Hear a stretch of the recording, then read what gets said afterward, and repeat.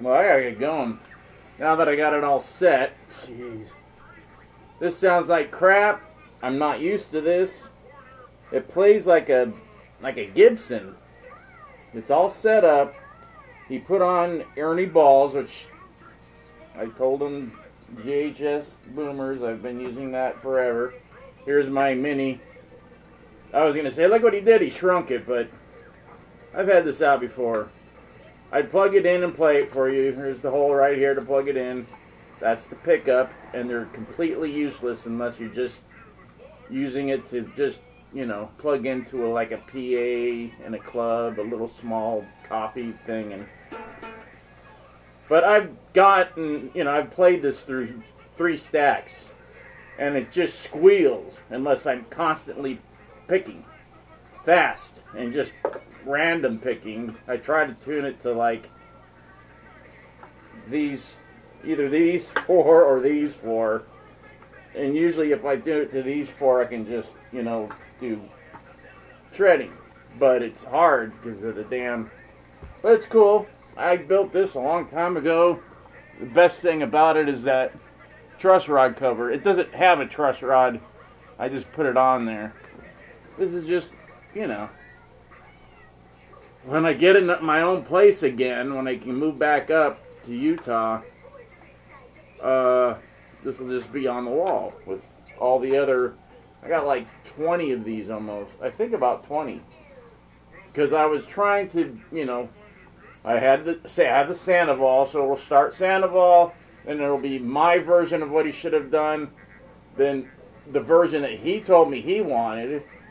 Because he didn't like the Sandoval. There's things he wanted. He didn't hate it. He loved the sound it got. But he didn't like the way it played. So there was things he was going to change. So I built one like that.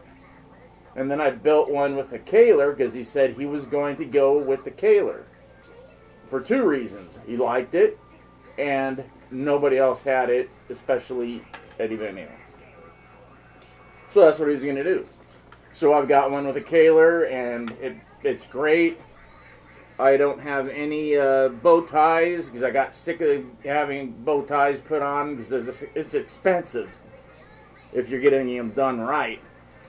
So he made his own thing. So he did the RR, you know, Randy Rhoads, like with wings. There's a video of it somewhere on YouTube. Just type in Randy Rhoads .v or, you know, Flying V tribute, or I don't know. But I've got a lot of them on there.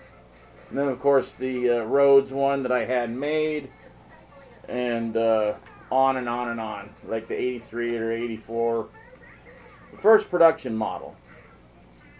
And I told them I wanted all dot like this. It's this color too. But they put dot inlays. I'm like, not dot inlays. The shark things. They didn't know to call them the shark fin or shark tooth. And they were flipping them. And Randy didn't know if he liked them up or down. I thought it was a mistake. He said, you know, send the next 2. You know, I got one way, now do the other. I can't remember which is which.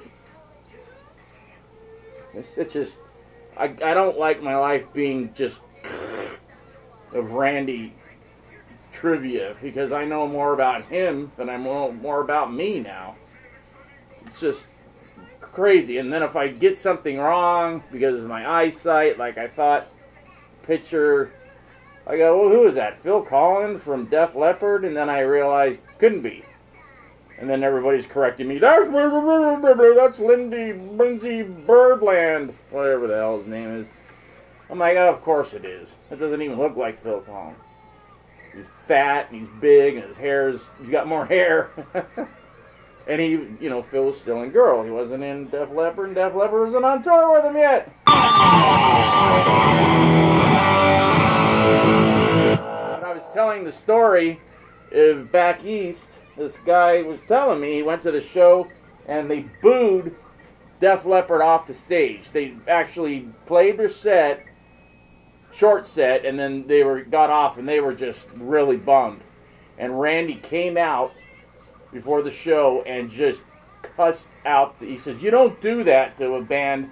You know, you give them a chance. They work hard to get to this point, and then you don't even listen to them. You boo them off the stage. You don't do that kind of shit. You know, this isn't Randy. This isn't the way Randy talks, usually. I mean, he's not a saint. We call him Saint Randy, but he cussed. He did stuff. You know, a giant nail was there for other reasons than just this nail, but whatever. And it was also image. He didn't partake and do stupid stuff when he was in Ozzy, because he realized once that first album came out and it went gold and then platinum, and he goes, uh-oh, this is my chance. This is it. So he stopped drinking pretty much. He just had a little bit of, I can't remember what he drank, and a little bit of whatever, or a beer, and he smoked like a chimney, but that's it. He was in it to make a name for himself, and then his out was to get his classical, everyone knows the story, and then he would have come back and he would have been in a metal band. It might have been pop metal, but he would have been playing the same as he was playing in Ozzy. He liked it. He liked it heavy. He never played with a drummer like, Lee Kerslake was good, but Tommy Aldrich live is a beast, and he loved it. He said, heavier, heavier. There's interviews where Tommy talks about it. I'm sure you guys have seen this. Maybe, I don't know. That feedback is coming from, I got an effect hooked up, and it's feeding back.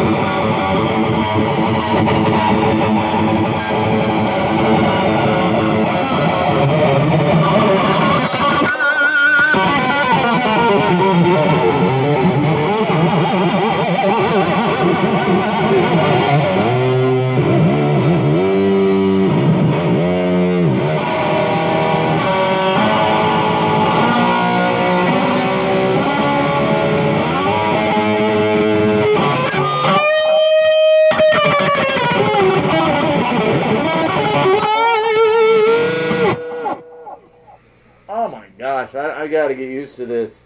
Bad idea just coming home. He set it up okay. This is a distortion, but like I said, I don't have my old effects. I can't find the thing that I split the friggin' thing with unless I turn unless I use this chorus. And if I turn the chorus on, it sounds worse, I think.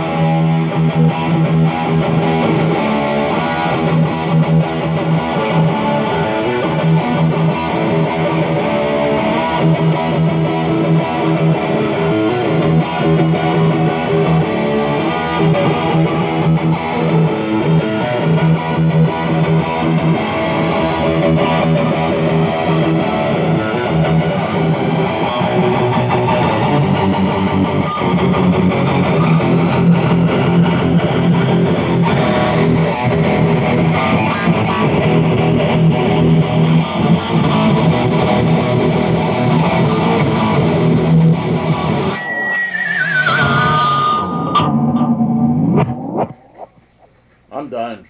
This is horrible. I'm sorry, man. I gotta go through this and try to get it to sound how I like it. Because this, I'm sure, sounds like shit. So go ahead, say it. But this is the friggin'...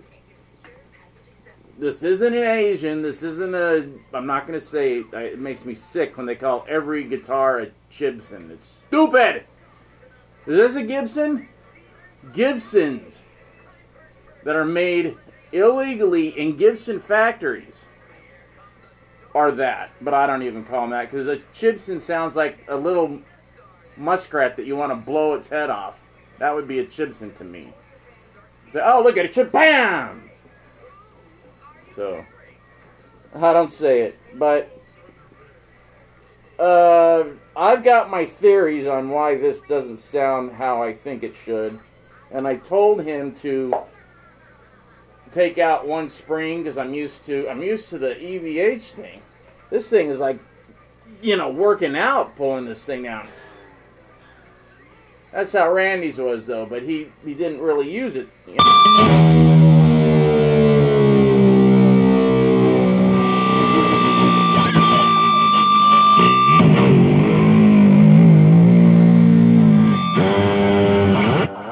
See, this shouldn't be feeding back like that. These are potted. This is a DiMarzio. I mean, here's the box. You know, I'm not... So, something is up. I don't know what.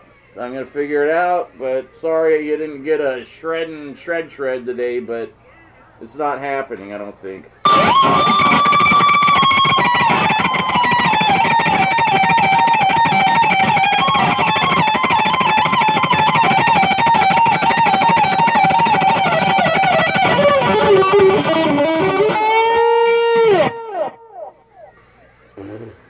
That's junk. I'm done before I just embarrass myself more. So here's another look at that. This is cool. Just looking at it's cool. And then that's it.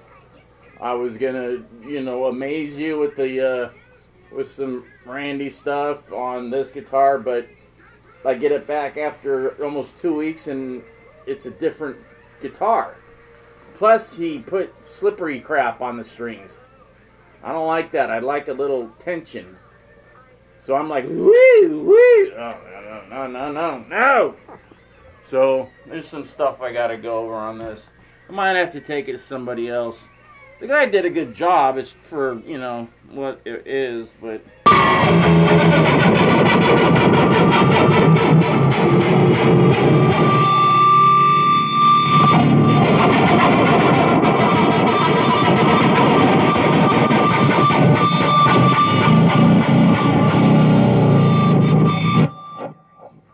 Boy, it shouldn't beat, and it's only feeding back out of 1 amp. Let me see if I hit it. Still.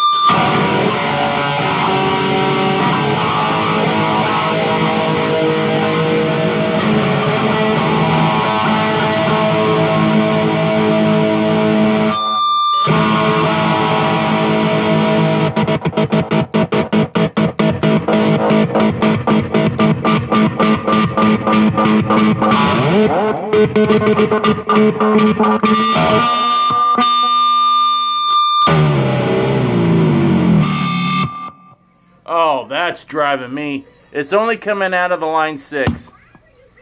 So I gotta figure that out. 'Cause that ain't right. Sounds great with the friggin' EVH. I'm gonna use this exact setup tomorrow and see what we got. Alright? Until then, hasta la vista.